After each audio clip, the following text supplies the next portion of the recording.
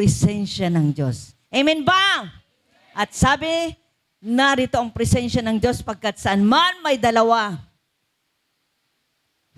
na nagkatipon dahil sa aking pangalan, ako'y nahandon sa kanilang kalagitnaan. Amen ba? Praise God. Salamat po sa presensya ng bawat isang nahandito. Let's pray. Thank you, God, sa iyong kabutihan, Panginoon. Salamat dakilang Diyos sa iyong presensya. Salamat po, Panginoon, na ikaw ay narito, Panginoon, sa aming kalagitnaan. Thank you, Lord, sa pagtuturo. Teach us, O God. Teach us, O Lord, na ang bawat isa, Panginoon, ay naupo sa iyong harapan, sa iyong presensya, Panginoon. Salamat dakilang Diyos kami kakain, O Lord, ng iyong salita, Panginoon, upang hindi lamang malaman, matutuhan, Panginoon, maturuan kami, kundi maipamuhay namin, Panginoon, maging buhay namin, O God, ang salita mo na aming pag-aaralan. Salamat po, Ama, sa iyong kabutihan. Purihin ka, O God, in Jesus' mighty name. Amen, amen. Praise God. Hallelujah. Sige po, palakpakan natin ang Panginoon. Thank you, God. Thank you, God. At dito, sinong nakaalam ng destinasyon niya? Alam po ba natin ang destinasyon natin? Yan. Ibig sabihin, tayo pong lahat ay kahit anong hangad natin na gusto kong maging maganda ang destinasyon. Kahit sa ating mga anak, gusto natin maging maganda ang kanilang patutunguhan. Ano? Pero ang Diyos po ay may nilaan sa bawat isa sa atin. Napakagandang destinasyon. Pero, laging may pero po ang Diyos eh. Tayo po ang magdidesisyon. Ano? Sa ating pupuntahan. No? Kasi po, ikikwento ko lang yun sa mga anak ko, mula po ng elementary sila nagkakaisip, pinapipili ko po sila. Ano ang gusto nyong buhay? Maganda or pangit? May pinag-aralan o wala? Dito po lang yan. Sabi ko sa kanila, ang buhay na yan, yung pipiliin nyong maganda o pangit, pang dito lang. Pero kasi po na-born again kami, mga elementary, maliliit pa mga anak ko. Hanggang lumalaki. Pero, yung pangbuhay na walang hanggan, ay kayo rin ang pupili. Langit or impyerno. Heaven or earth. Heaven or hell. Langit or impyerno. Yan po yung destinasyon na pipiliin, tayo po yung magdidesisyon. Kasi po ang sabi ng Diyos, lalangin natin. Genesis 1:26. Let us make man into our image. Lalangin natin ang tao ayon sa ating wangis. Hindi po tayo nilalang na robot. Tayo po ay may sariling pag-iisip, may sariling desisyon.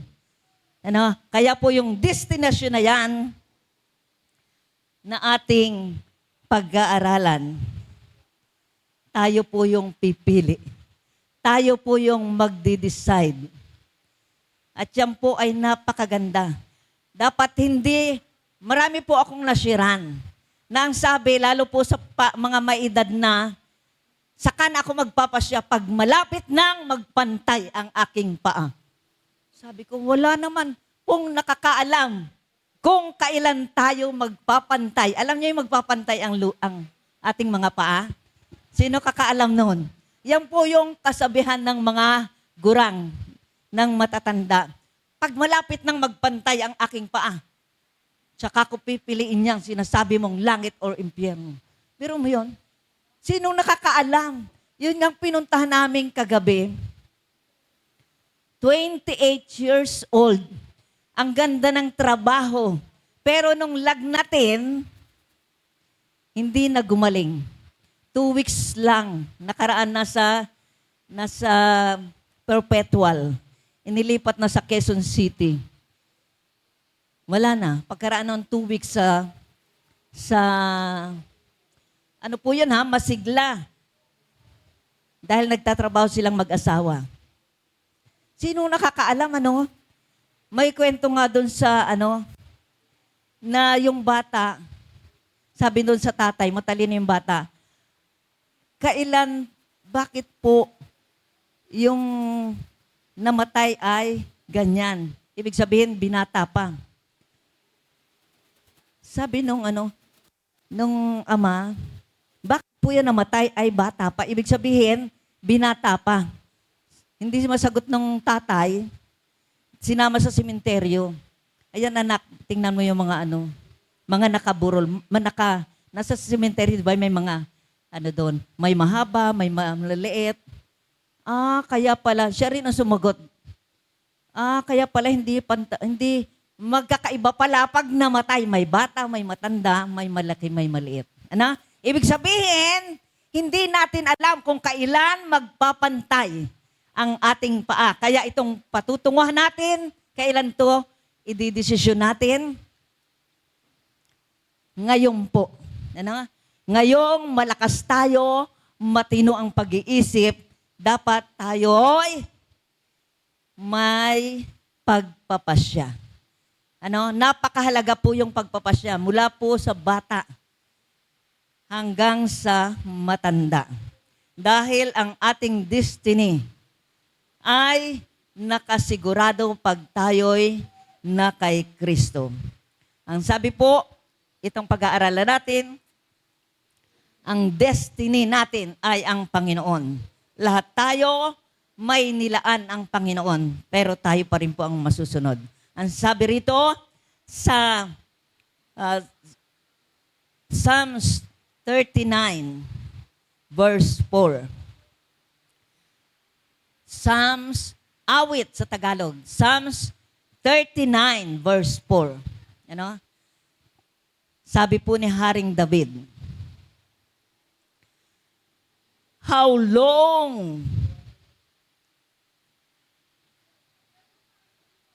long is the time on earth I am? Sabi ron, hanggang kailan ako dito sa daigdig? Mananahan.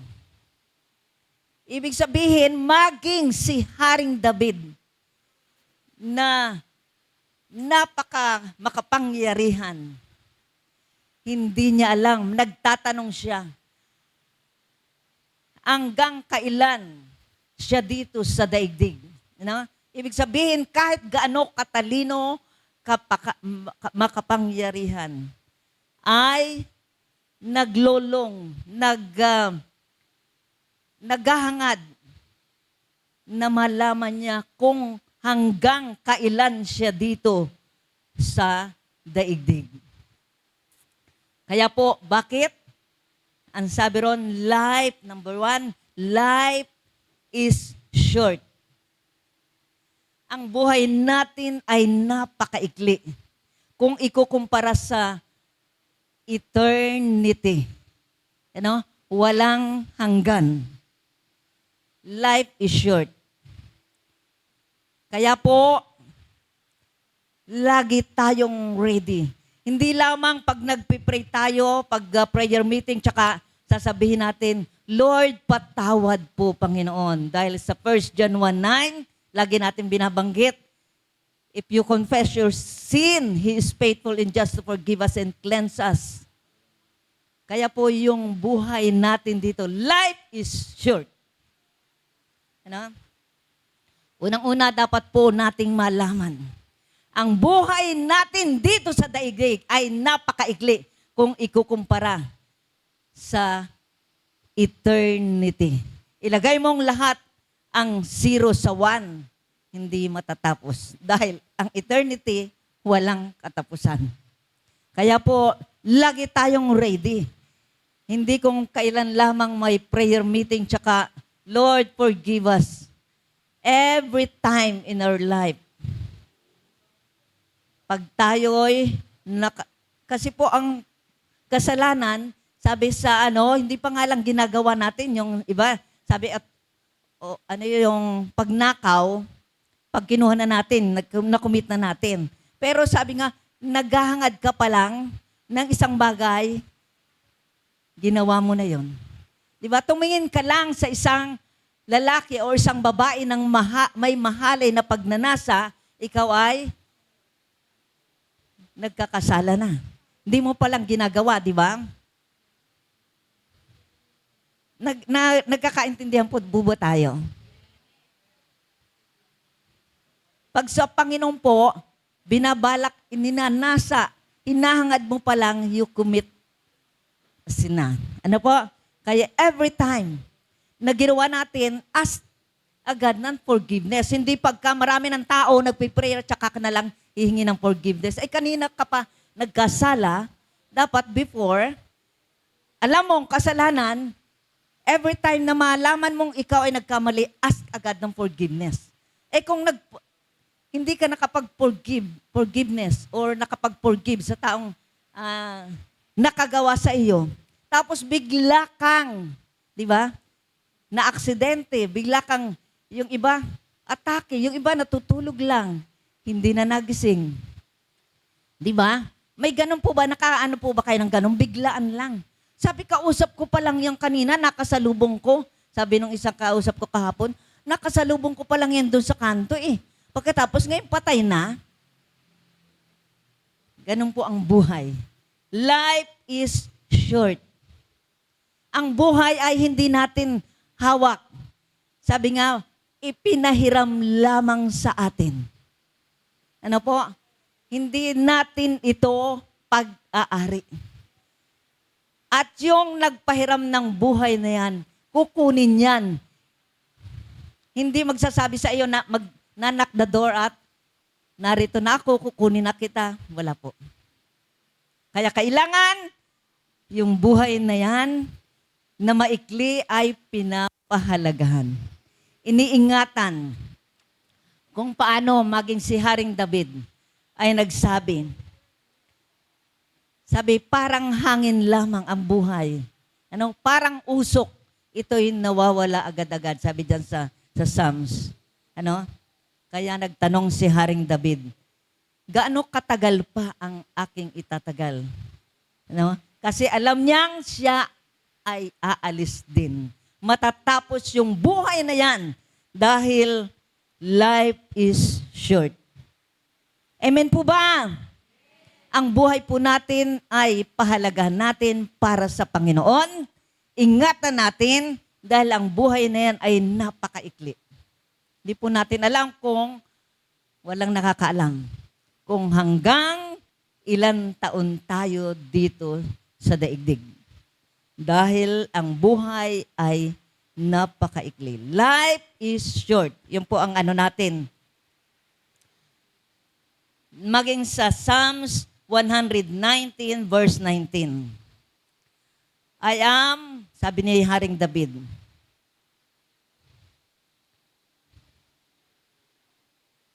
Psalms 119 verse 100, verse 19. I am here on earth for just a little while. For just a little while. Ano? Ang buhay, sabi niyan, narito ako sa daigdig na napakaikli lamang. Kaya wag natin pong sayangin. Ano? Yung pinahiram na napakaikling panahon dito sa mundo. Na pagka may pera tayo, ibig sabihin, nagliliwaliw, gusto kong marating ang lahat ng ganon, ganito. Magpakasasabi, wonder millionaire. One day, pagkatanggap ng sweldo, punta sa ganito, kain doon, kain dito, pamili doon, pamili dito. Wala pong masama na mamilit kumain. Ano? Pero, sabi nga ni Haring David, I am here on earth for just a little while. Narito tayo ritong pansamantala, napakaikling panahon lang. Kaya po, ang buhay natin ay life is short. Kaya si Haring David, sabi ron, I am here for just a little while. Kaya po, ingatan natin yung buhay na yan. Napakaikli. Amen po ba? Thank you, Lord. At ang pangalawa po, huwag po tayong mainip, 3 lang to. Death is sure. Death is sure. Ang kamatayan natin ay sigurado. Lahat ng tao ay mamamatay. Walang hindi aalis dahil tayo rito ay pansamantala lang. We are foreigners here on earth. We are foreigners. Pag foreigners, yung mga foreigners na pumupunta rito, hindi sila namimili ng napakagandang muebles. Di sila pumupunta rito na bibili ako ang ganda ng mga kasangkapang yan. Ang ganda ng mga yari sa Pilipinas na mga chandelier. Wala sa amin yan. Hindi po kasi sila ay mga foreigners.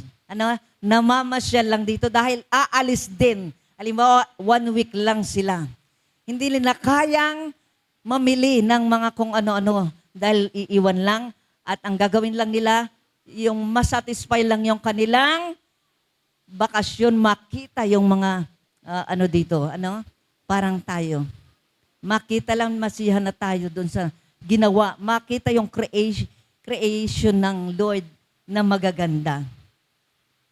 Ganon po dapat tayo, hindi tayo, dahil, ang sabi ron, death is sure. Tayong lahat ay aalis dito. Siguradong tayo'y aalis. Hindi po tayo permanenteng mananahan sa lupa. Tayo po ay aalis din. Kaya po, ang sabi ron sa Hebreo 9:27, sabi ron, Hebrews 9:27, it is appointed unto man once to die. But after this, the judgment. Minsan lamang ang tao ay mamatay at pagkatapos ay paghuhukom. Kaya po tiyakin natin pag kinuha tayo ng Lord. Pag alis ba natin dito, tayo'y haharap sa hukuman. Natitiyak ba natin? Wala dong kagaya dito na kahit nakita na yung lahat ng kasalanan, merong pang mga kukuha ng mga magagaling na abogado at magpapaliwanag. Ipagtatanggol ka. Wala po doon. Pagdating doon, dito, siya ay mediator natin, si Jesus. Pagdating doon, siya po ang judge. Kaya, haharap tayo. Natapos mo ba yung pinaggagawa ko? Pagharap natin, pag kinuha tayo at haharap sa hukuman ni Kristo, natapos mo ba yung pinagawa ko? Ang sasagot ka guys sa Matthew 25. Kasi po, natakot ako. Kaya ibinaon ko yung pinagkatiwala mo sa akin. Anong sabi ng Panginoon? Masama at tamad na alipin. Hindi naman sinabing ikaw magnanakaw, ikaw ay mangangalonya. Wala po eh. Ang sabi, pagharap sa hukuman, masama, tamad na alipin. Kaya po yon, tiyak natin, dahil may katiyakan, death is sure. Mamamatay tayo dito. Tayo aalis lahat dito at haharap sa hukuman ni Kristo. Kaya po yung buhay natin habang nahandito, tiyakin natin na ito'y kagamit-gamit. Tiyakin natin yung mga pinagagawa ng Panginoon na nagawa natin. Dahil aalis tayong lahat. Walang permanenteng mananahan sa lupa. Dahil may katiyakan tayong lahat. Wala isa man. Aalis dito. Ano po? Una, life is short. maikli lang ang buhay, death is sure, at ang pangatlo. Ang sabi riyan, ano po natin, pangatlo,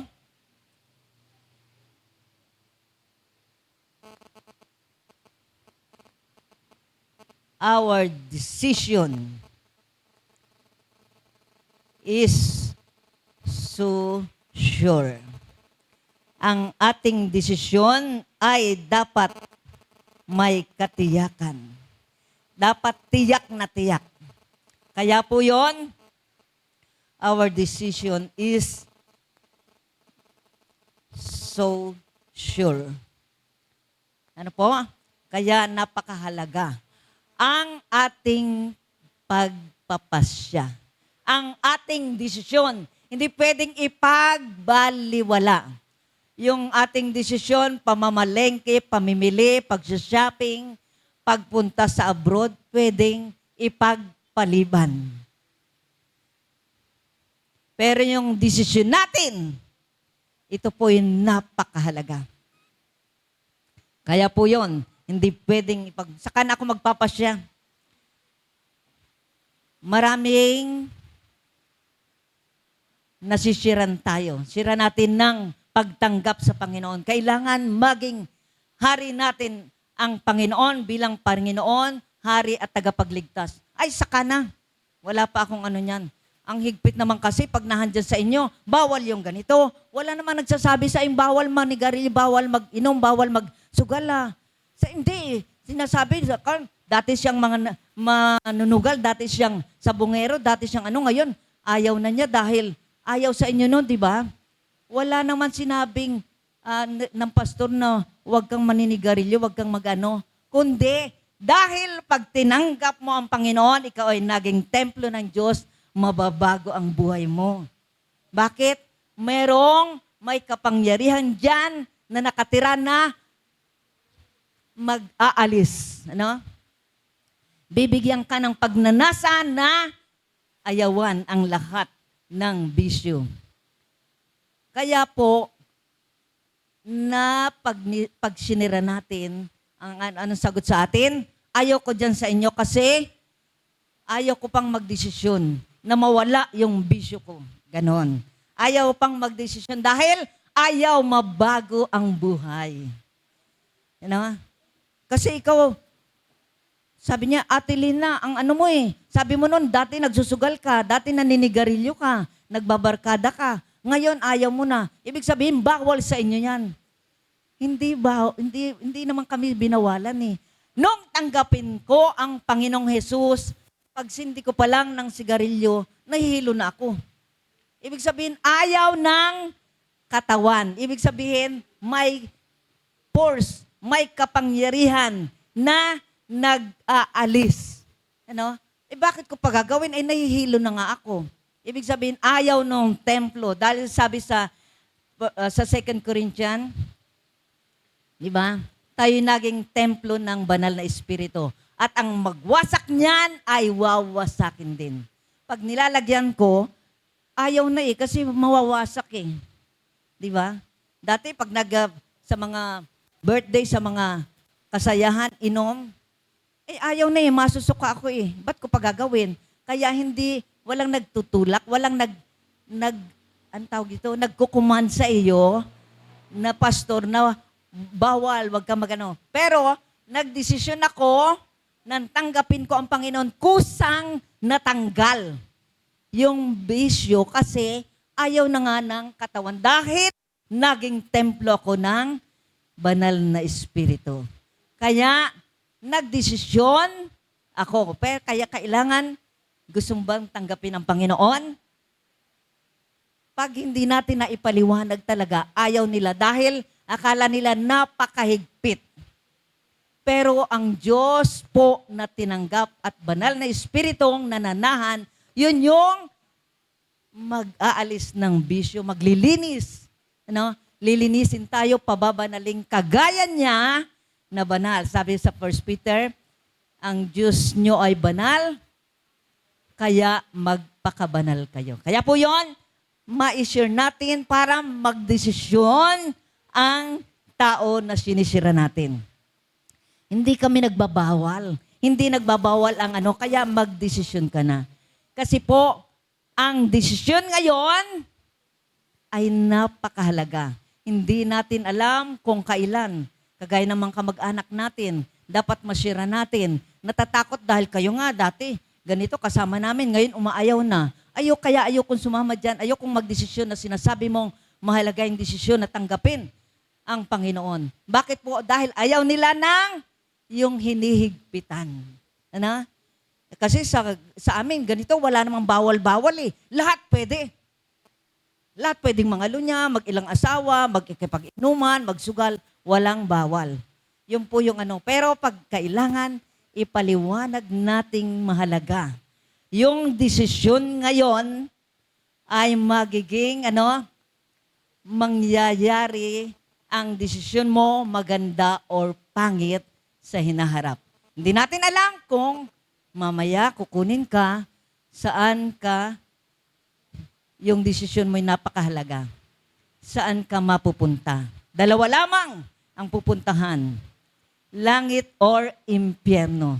Kaya po yon, napakahalaga yung desisyon natin ngayon. Kaya po yung mula sa aking asawa, kahit galit na galit, maghihiwalay kami. Palalayasin daw ako. Sabi niya, pag balik mo, yung lahat ng damit mo, ilalabas idahan dyan na. Pero hindi po ako natakot dahil mas makapangyarihan. Makapangyarihan yung salita ng asawa ko, palalayasin ako. Pero mas makapangyarihan ang salita ng Diyos. Lord, sinabi mo na nang ako'y sumampalataya, ako'y maliligtas pati ang aking buong sambayan.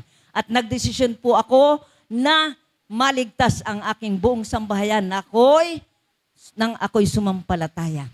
Kaya po yon, pati yung aking mga magulang.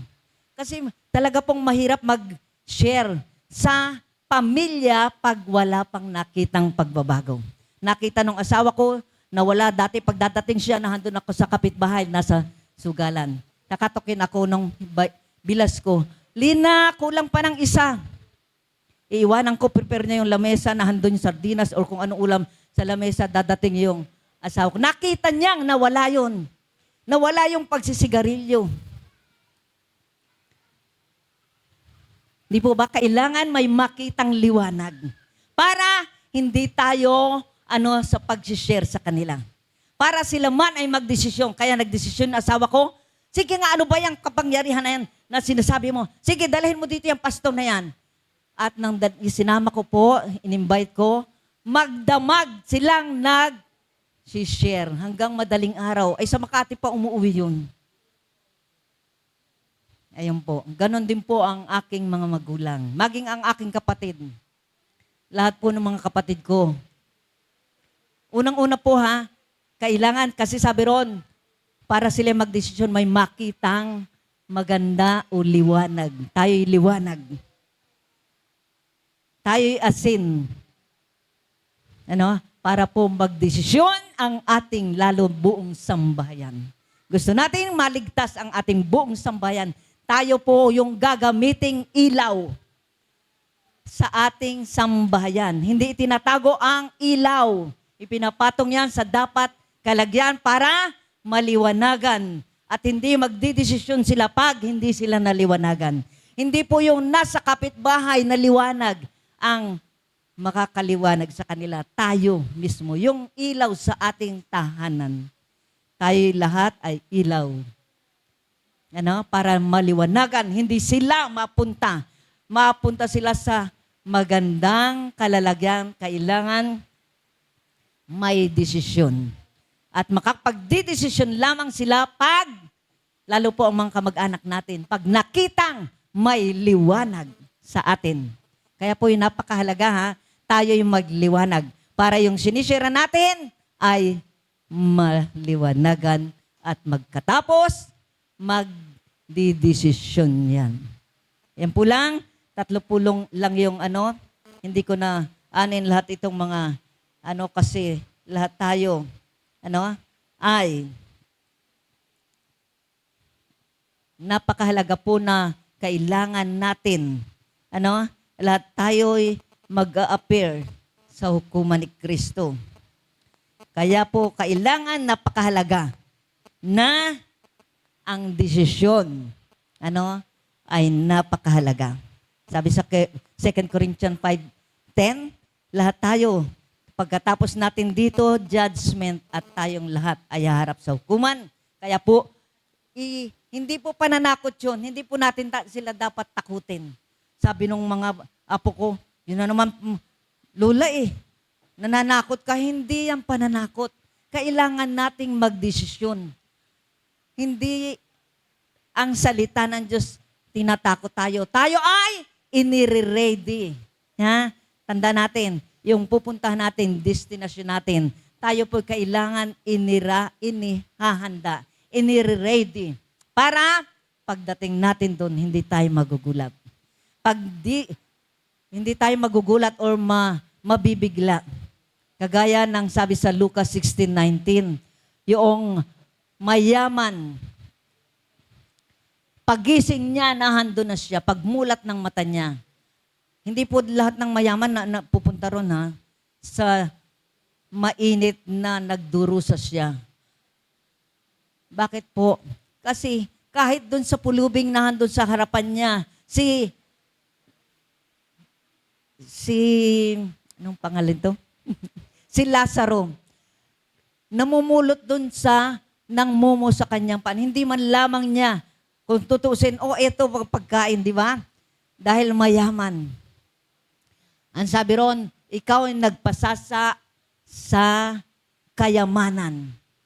Di ba? Yung mayaman si Lazaro sa Lucas 16.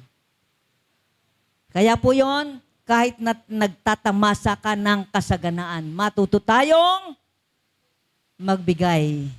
Dahil kagaya noong mayamang yon, pagmulat niya nang siya ay kunin, andun sa pagdurusa. Ang sabi ron, kung maari amang Abraham, idaw-daw mo yung dulo ng daliri at ako'y palamigin ang aking dila dahil ako'y naghihirap dito sa init, nagdurusa sa apoy.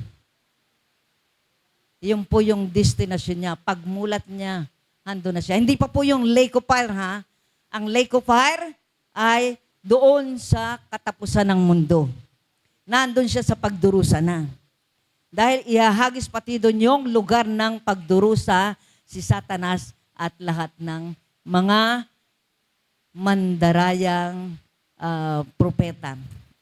Itatapon doon sa lake of fire. Pero ngayon pa lang, yung mga namatay na walang relasyon at puno ng bisyo, nahando na sa pag namatay, kagaya ng mayaman, itinapon siya doon sa lugar ng pagdurusa. Pag namatay. Hindi sabi ron ay natutulog lang at gigisingin pagdating na ng paghukom. Hindi po. Nahando na siya sa lugar ng pagdurusa nang siya ay kunin matapos mamatay. Kaya po napakahalaga, natin yung decision. Lalo po mga kamag-anak natin. Huwag nating bayaan na saka na lang sila magdidesisyon. Napakahalaga po nitong desisyon. Ha? Dahil ito po ay hindi dapat ipagpaliban. Dahil sabi nga, kailan kung pantay na yung paa, hindi na po mababago yung hatol. Kasi sa atin natin, dahil ako po'y lumaking Katoliko, pag namamatay sa amin noon, ipamimisa ng kaya naman magbayad ng may special, may second at may yung basta lang. Para mahango ang kaluluwa sa purgatorio. Hindi na po mahahango pag ikaw ay namatay na nahandun sa purgatorio. Pagdurusa rin po yun. Ang sinabi ron, mahahango, wala na po. Pag tayo mamatay, handun na sa kaaliwan ng Panginoon. Dahil tayong lahat na tumanggap at nanalig, nagpasya ng magandang desisyon na handun sa kaharian ng Diyos na inihanda niya para sa kanyang mga anak. Ang sabi sa John 1:3, 2-3, ako'y mauna ron upang ipaghanda ko kayo ng matitirhan. Sa bahay ng aking ama ay there is many mansion. Biro mo, dito barong-barong or maliit na bahay, maliit na room. Doon, inihanda niya tayo ng mansion. Mansion! Ayaw niyo ba yun? Sinong gusto ng mansion? Praise God! Yung po ang inihanda ng Lord sa bawat isa sa atin. Kung ikaw at ako ay tama ang desisyon. Kaya po napakahalaga yung desisyon. Ano? Dahil ang buhay po natin, life is short, death is sure, and ang ating pong desisyon ay dapat sigurado. So sure. Ano? Our decision is so sure. Tiyak na tiyak. Dahil ang pupuntahan po natin ay pag nagkamali, hindi na po mababago sa pamamagitan ng prayer. Kasi sa prayer po, narinig ko, hanguin mo po ang kaluluwa ni Maria sa purgatorio. Hindi na po mahari. Bicol po yon, maalis. Hindi na po maalis. Pag napunta ka ron, tiyak. Kaya po napakahalaga nito na ang ating destinasyon ay inihanda ng Diyos atin. Nauna siya ron upang ipaghanda ko kayo ng matitirhan. Mansion, hindi po barong-barong. Gusto ba natin yon? Praise God. Iyon po yung ating desisyon, pagpapasya ay napakahalaga dahil ang ating buhay ay napakaikli at ang ating kamatayan ay tiyak. Ang ating desisyon po ay napakahalaga. Kaya po, bakit? Dahil ang destiny po natin ay may katiyakan. Dalawa ang pagpipilian, hindi pwedeng tatlo. Wala pong gitna. Langit or impyerno. Langit or impyerno. Kaya po yun, napakahalaga. Ang ating mga kamag-anak, iano po natin, hindi pwedeng ipagwalang bahala po ito. Ito po'y napakahalaga. Kaya po, tiyakin natin, nasiran nating lahat ang ating mga kamag-anak. Dahil sabi ko nga sa mga kapatid ko noon, hindi ako papayag na mapunta ka sa impyerno. Ang nais ko, tayong lahat ay sa langit. Kaya po lahat ng mga kapatid ko, lahat po sila, yung nanay ni Judah, pastora. Yung pangatlo ko, pastora. Yung, masugid na prayer sa Noemi. Lahat po ng mga kapatid ko. At yung asawa ko po, na galit sa akin, nung makatanggap sa Panginoon, umalis agad sa trabaho dahil ayaw niyang mapunta sa impyerno. Dahil nakita niya, tiyak ang kahatulan ng Diyos sa impyerno sa mga gumagawa ng masama. Bakit po? Sabi niya, ako hindi maliligtas kung tinanggap ko na ang Panginoon. Nanatili pa ako dito sa hotel po siya. Laging merong kurakot doon sa hotel. Nagbebenta sila ng babae. Pag may mga naiwan yung mga kahit bawal, bulsa. Kaya po yun, sabi niya, aalis ako dahil ayokong mapunta sa impyerno. Agad-agad nung maborn again ang asawa ko. Kaya po napakahalaga ang desisyon natin. Ang pag nakita, napaliwanagan natin, nasyaran natin ang ating mga kamag-anak, kakilala, kaibigan. Imposibleng hindi tatanggap sa Panginoon bilang Panginoon, Hari at Tagapagligtas at mahangaring mapunta sa langit. Imposibleng hindi po. Makikita nila yung langit at impyerno, kagandahan at kapighatian. Magdidesisyon agad sila. Dahil ito po'y napakalaga, hindi pwedeng ipagpaliban. Sige po, let's pray. Tiyakin po natin ang ating desisyon ngayon. Let's pray. Thank you, Lord. Ang desisyon po namin, Panginoon, ay napakahalaga. Nais po namin ikaw makasama doon sa inihanda mong napakagandang paraiso, O God, na heaven, O God. Dahil sinabi mo, Panginoon, heaven is real, is so real, Panginoon. O Lord, salamat dakilang Diyos sa iyong kabutihan. Pagpalain mo po ang bawat isang nahandito na laging may katiyakan, Panginoon, ng destinasyon namin. Ang bawat isang nahandito ay sa iyong paraiso, sa iyong heaven na inihanda, Panginoon. O Lord, at gamitin mo po ang bawat isang nahandito, Panginoon, O God, para makita ang kagandahan ng kaharian. Sige, let's pray. Sabihin natin, mga kapatid, Panginoong Jesus, nais ko na ikaw ang aking hari, aking ama, aking Diyos at tagapagligtas. Patawarin mo po ako at ako'y nananampalataya sa ginawa mo sa krus. Ako'y naligtas. Salamat po, Ama, sa iyong kabutihan na ako'y naging anak ng Diyos dahil tinanggap kita sa aking puso bilang Panginoon at sariling tagapagligtas. Salamat po, Ama, sa pangalan ni Jesus.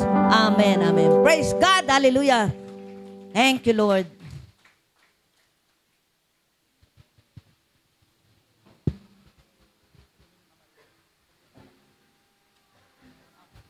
Tayo po ay